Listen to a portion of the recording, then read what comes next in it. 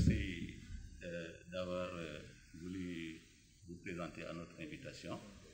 Je m'appelle Ibrahim Diakité, j'habite les Parcelles Assainies à l'unité 11, au numéro 671, mais je parle au titre de président d'une association de propriétaires qui s'appelle Association pour la promotion de l'investissement immobilier au Sénégal. Alors, la déclaration que je vais faire a pour objectif de faire un commentaire sur le projet de loi qui a été examiné à l'Assemblée nationale le vendredi passé, relatif à la suspension d'expulsion des locataires défaillants. Selon notre lecture, ce projet de loi est inutile et n'arrive pas au moment qu'il faut. Il est aussi contre-productif. Parce que depuis que la pandémie commençait à sévir au Sénégal, l'Assemblée nationale a voté une loi d'exception qui habilite le président de la République à prendre certaines mesures. Parmi ces mesures, les activités du tribunal civil sont gelées.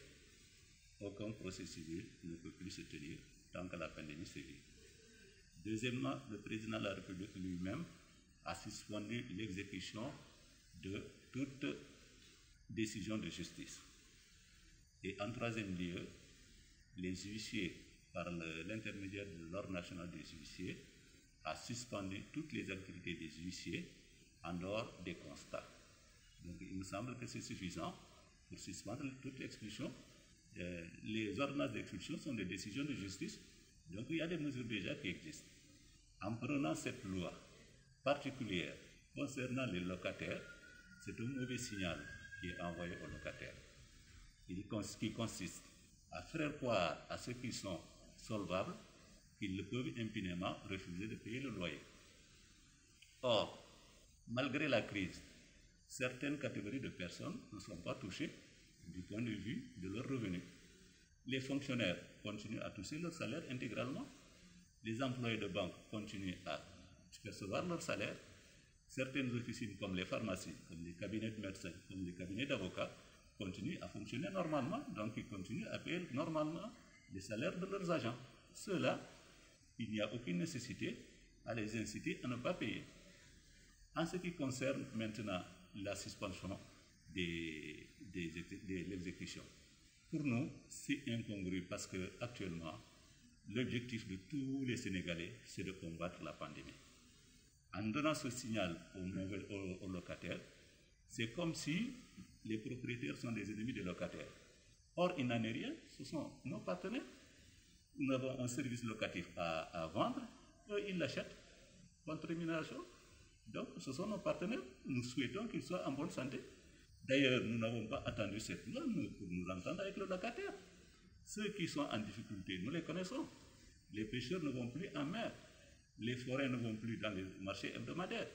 Même les marchés traditionnels sont fermés certains jours de la semaine. Ils ne fonctionnent que 3 jours. Donc certains des locataires ont même été bloqués à l'intérieur du pays puisque les mesures d'état d'urgence les ont trouvés dans leur famille. Donc, il est inutile de demander aux locataires de prendre une décision, une loi, pour protéger quelqu'un déjà qui a failli à la loi, qui n'a pas respecté son contrat et dont l'expulsion a été ordonnée par un juge qui est le seul qui puisse interpréter la loi. Maintenant, si l'État persiste, ou je ne dis pas l'État, je veux dire l'Assemblée nationale ou le président de la République persiste pour maintenir par une loi ces locataires défaillants, donc qu'ils aillent au bout de leur logique en prenant en charge les charges locatives de ces personnes pendant toute la durée de suspension. Donc là, il n'y a aucun problème. Et puis ensuite, on a constaté que cette loi-là, elle est tendancieuse. C'est comme s'il y avait un règlement de compte, et ce n'est pas le moment de règlement de compte. S'il y a des problèmes, je crois que tout chef de famille n'a pas que seul souci le loyer. On a d'autres postes de dépenses dans une famille. Pour un chef de famille normal, il y a des dépenses de santé, il y a des dépenses alimentaires, il y a des frais de scolarité, il y a des dépenses de transport. Il ne faut pas que chaque fois qu'il y a des problèmes, qu'on tape sur les loyers. Et on oublie que les propriétaires ne sommes pas, en tout cas nous les propriétaires que nous ne sommes pas riches. Nous vendons un service, cela ne veut pas dire que nous sommes riches. Donc, nous sommes logés à la même enseigne que les locataires. Nous vivons en bon terme. Nos épouses font la cuisine dans la même cuisine. Nos enfants jouent ensemble. Nous allons dans les mêmes mosquées. Nous partageons nos moments de joie et nos moments vraiment de tristesse. Donc, il ne faut pas qu'une loi qui vienne perturber l'harmonie qui vit entre nous. Le gouvernement a déjà amputé nos revenus en 2014 de 30%. Donc, nous l'avons mal vécu. Il ne faut pas qu'on en rajoute pour demander à nos partenaires de ne pas exécuter leur engagement. Ils sont liés par leur contrat et ce contrat est encadré par la loi.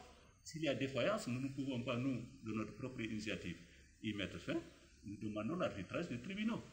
Donc, que l'État laisse la loi fonctionner normalement.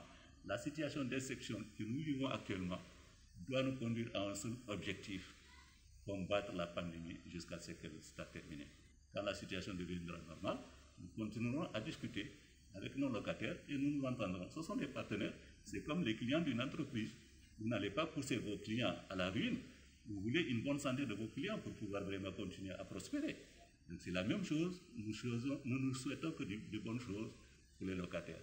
Donc de notre point de vue, cette loi, c'est une loi inutile. C'est une loi tendancieuse, c'est une loi dangereuse. Donc c'était la déclaration que j'avais à faire au niveau de notre association. Merci beaucoup.